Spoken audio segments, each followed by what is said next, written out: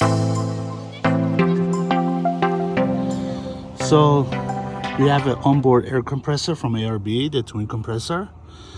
And if you ever install one, you want to make sure the tubes you don't use these plastic tubes and instead use stainless steel, because from the heat of the air compressor or even the engine, these tubes get damaged, which is exactly what happened to me in Mexico. It was pretty hot, the compressor got hot, and the tube over here started melting and my air compressor stopped working. So I suggest you replace them with stainless steel or metal tubes to avoid any damage. And I'll show you how.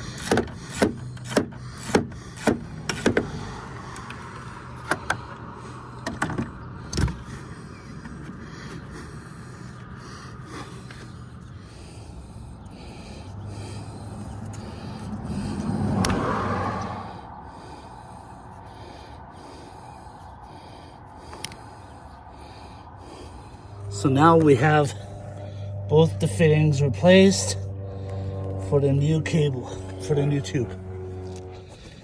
So now we have the metal tube installed instead of the plastic.